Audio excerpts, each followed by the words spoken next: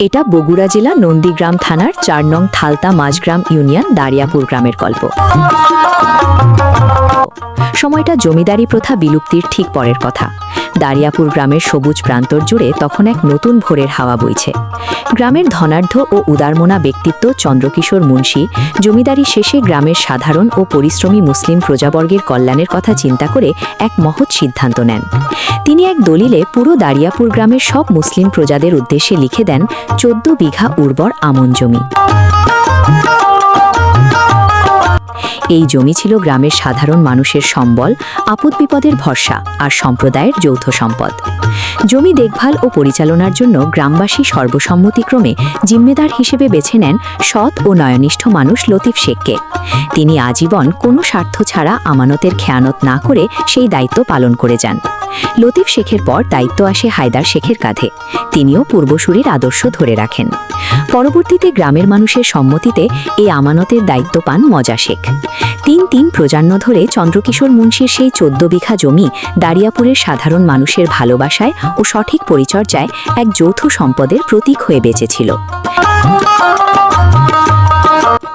নিয়তির চাকা ঘুরে যায় যখন মজা শেখ ইহলোক ত্যাগ করেন। পিতার মৃত্যুর পর সেই ১৪ বিঘা জমির জিম্মেদারির দায়িত্বে আসেন তার ছেলে SM মামুন মাস্টার। শিক্ষিত ও প্রভাবশালী মানুষ হিসেবে গ্রামবাসী ভেবেছিল মামুন মাস্টার হয়তো এই আমানতকে আরও সুন্দরভাবে পরিচালনা করবেন, কিন্তু বাস্তবে দেখা গেল সম্পূর্ণ বিপরীত চিত্র। দায়িত্ব নেওয়ার কিছুদিন পর থেকেই শুরু হলো নানা অনিয়ম। জমির উৎপন্ন ফসলের আয় কোথায় যায়, তহবিলে কত টাকা আছে, গ্রামবাসী কোনো হিসাব চাইতে গেলেই মামুন মাস্টার এড়িয়ে যেতে লাগলেন। বছরের পর বছর ঘুরলেও গ্রামের সাধারণ মানুষের ভাগ্যে সেই জমির কোনো সুফল মিলল না, বরং আড়ালে আবডালে জমি আত্মসাতের চক্রান্ত গভীর হতে শুরু করল। গ্রামের বয়োজ্যেষ্ঠ থেকে শুরু করে তরুণেরা বুঝতে পারলেন পূর্বপুরুষের আমানত আজ অন্যায়ের থাবায় বন্দী। অন্যায় আর চুপচাপ সহ্য করার জিনিস নয়। দারিয়াপুর গ্রামের প্রতিটি মুসলিম প্রজা এক সুতোয় গাঁথা হলেন। মসজিদে, চায়ের দোকানে, বটতলায় মিটিং বসল। গ্রামবাসী স্পষ্ট জানিয়ে দিল, এই জমি কোনো একক ব্যক্তির নয়, এই জমি পুরো গ্রামের প্রজা সাধারণের, হিসাব আমাদের দিতেই হবে। হলো এক অভূতপূর্ব ঐক্যবদ্ধ আন্দোলন। গ্রামবাসীর তীব্র আন্দোলন ও প্রতিবাদের মুখে কোণঠাসা হয়ে পড়েন মামুন মাস্টার।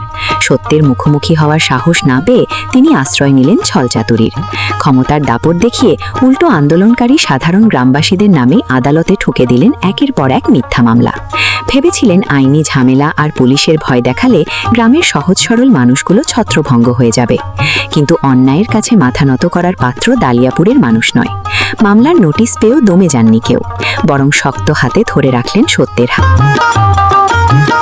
জরাজীর্ণ সিন্ধুক থেকে বের করা হলো বহু বছরের পুরনো সেই হলুদ হয়ে যাওয়া ঐতিহাসিক দলিলে লেখা চন্দ্রকিশোর মুন্সির দানপত্র। আদালতের বিচারকের এজলাসে যখন সেই বহু প্রাচীন কাগজপত্র পেশ করা হলো, তখন মামুন মাস্টারের যাবতীয় মিথ্যা অজুহাত ও চক্রান্ত তাসের ঘরের মতো ভেঙে পড়ল। সব তথ্য প্রমাণ ও দলিল যাচাই বাছাই করে বিজ্ঞ আদালত ঐতিহাসিক অনুমতি পেলেন। এই জমি কোনো একক ব্যক্তির নয়, এই জমির প্রকৃত হকদার ও সত্ত্বাধিকারী দারিয়াপুরের পুরো প্রজা সমাজ। আদালতের অনুমতি ও রায়ের খবর দারিয়াপুরে পৌঁছাতেই পুরো গ্রামে যেন ঈদের আনন্দ নেমে এলো। আবাল বৃদ্ধ বনিতা সবাই বেরিয়ে এলেন রাজপথে। অনেক বছর পর আজ নিজেদের রক্তের ঘামে অর্জিত ও পূর্বপুরুষের রেখে যাওয়া আমানত ফিরে পাওয়ার দিন। পরের দিনই পুরো গ্রামবাসী একজোট হয়ে নামলেন সেই ১৪ বিঘা জমিতে। কারো হাতে কোদাল, কারো কাছে পাওয়ার টিলার আর ট্র্যাক্টর। একসাথে গর্জে উঠল বেশ ট্র্যাক্টরের ইঞ্জিন। এক সময়ের হাতছাড়া হতে বসা জমিতে একের পর এক ট্র্যাক্টর দিয়ে হাল চাষ শুরু হলো। মাটি প্রস্তুত করে গ্রামের তরুণ বৃদ্ধ সবাই মিলে আনন্দের সাথে সারিবদ্ধভাবে রোপণ করলেন সবুজ আমন ধানের চারা।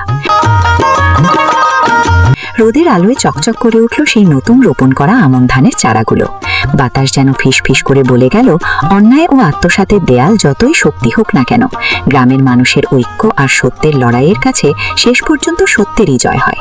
দারিয়াপুরের সেই ১৪ বিঘা জমি আজও শুধু ধানের মাঠ নয়, তা হলো ঐক্য, সংগ্রাম আর অন্যায়ের বিরুদ্ধে সাধারণ মানুষের বিজয়ের এক অমর মহাকাব্য। এই খুশিতে আনন্দ আর নাচে গানে মেতে ওঠে দারিয়াপুর গ্রামবাসী।